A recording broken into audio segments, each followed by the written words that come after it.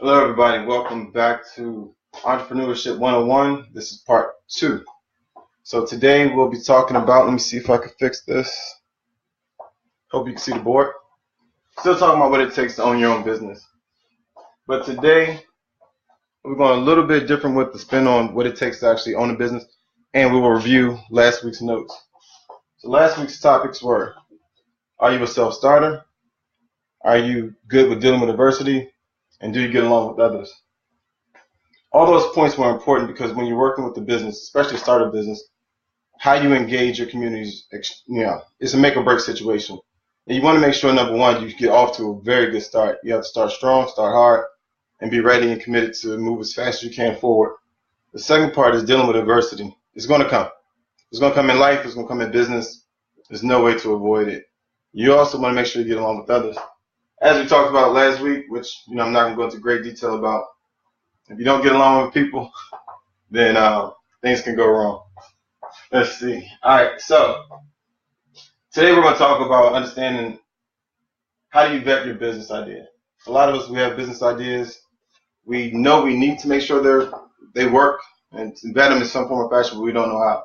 Do we create a full-out business plan? Do we work the business plan so at the end point, it's essentially we have this model that we can take to someone or another business that actually vets companies and present it to them and see what they say about our business? Or are we just going to get started? A lot of times, the self-starters tend to just jump right in.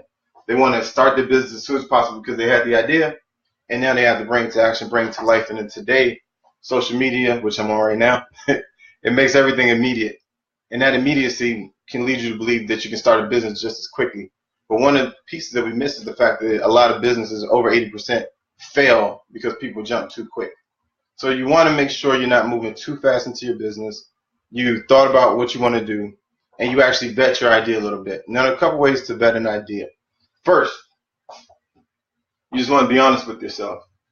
Do you want to own your own business, or do you want to own your hobby?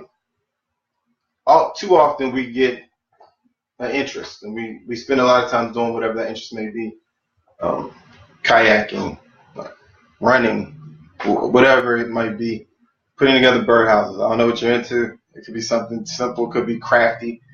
But we think, okay, I'm going to build birdhouses for everybody in the neighborhood because that's what I've been doing as a hobby.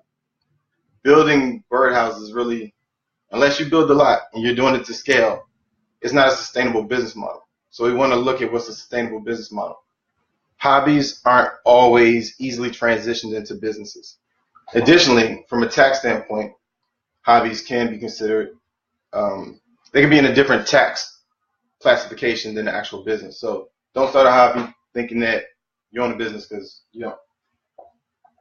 Buy the IRS's account. That's not me judging. So right now, to vet it, I suggest most people get a mentor. Mentorship in life and business, very important. They can help you not have so much waste. They can help develop the idea into a business.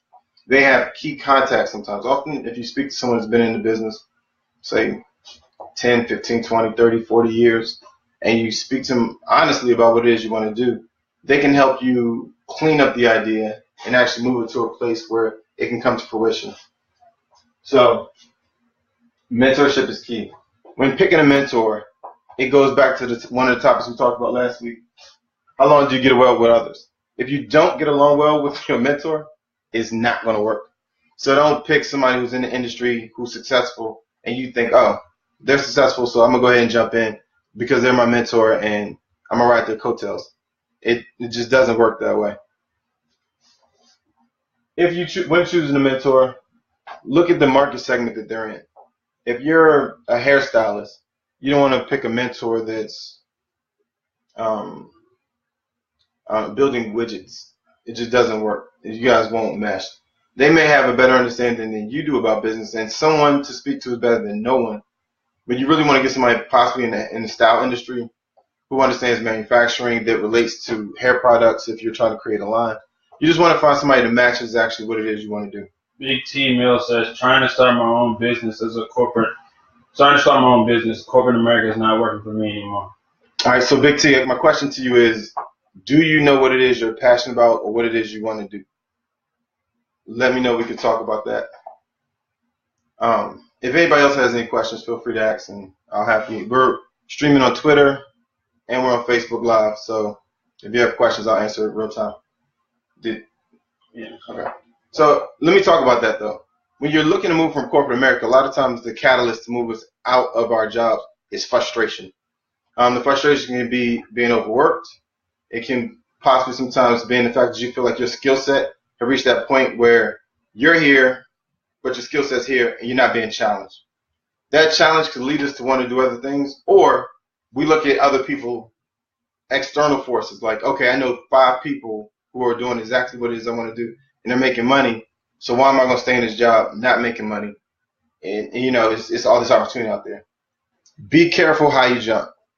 Have a transition plan. Make sure your transition plan includes at least 3 to 6 months savings.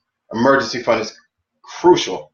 Things go wrong, especially when you go into the entrepreneur world. Not only is it that you have baseline expenses, but you may have an emergency come up and you don't have income coming in. So for those who are thinking, I'm just going to jump out and just start my business and you don't have a safety net, it's better to transition out slowly. Save your money, build your networks, learn as much as you can about what it is you're going to go into before you just take the leap. I wouldn't go into work and start talking to people in my job about the fact that I'm preparing to leave. He said, I like consulting in IT, but I'm not sure how to build a client base. Okay, so if you're in IT right now, I'm not sure. If you can, let us know what field IT you're in. Look at your natural market. Are you already in that community? Are you already involved with businesses that will need your type of IT services? LinkedIn is a great place to start. Look at some of the needs for the companies. Introduce yourself to key people. Again, you want to make sure that, especially if you have a job, you're not, number one, stepping on their toes. You're not being a competitor to them when they're giving you a check. Checks are important, but you just want to make sure that you get your feet wet and get people to know who you are in the capacity of what you want to represent yourself. IT is huge. It's a big term. It's ambiguous. When you start to drill down, target exactly who the clients are that will need your service. Get maybe 2, 3, 4 clients that will replace maybe your key bills, mortgage, groceries, healthcare. And after you have those clients, and if you can get a monthly retainer with them, that's even better. So that means you also have to work out your services and products that you're going to offer. Just make sure you have a plan. Strategy, again, strategy. And, this takes us to point 3, even for you, assess your skills. What does your skill set really allow you to do? Don't say I'm going to do IT in the, general part. You might be part of a department, I'm not sure. But if you're part of the department, you don't want to go into general IT work because you're used to having a team, and that team was the reason why you were able to do things to scale. So make sure you move within your skill set. For an assessment of skills, I would say actually maybe pull out a sheet of paper and just write down your skills. Then you can compare your skills to the industry and see what pays the most so what skill sets will earn you the most money.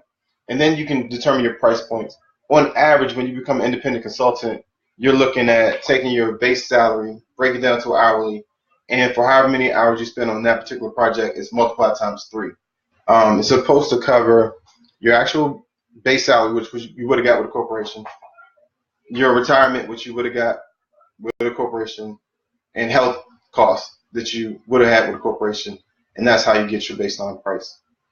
So I think for today, that covers most of what we're here to talk about. Next week we'll be back at 2:30. If you guys have questions, you can contact us on ABN's Alpha Business Nation page. You can feel free to just drop a comment in this section. If you want us to answer a particular question next week, you can actually leave it as a comment this week. And if you have anything that you want to inbox us, feel free to DM me. So look forward to talking to you guys. Thanks for participation. All right.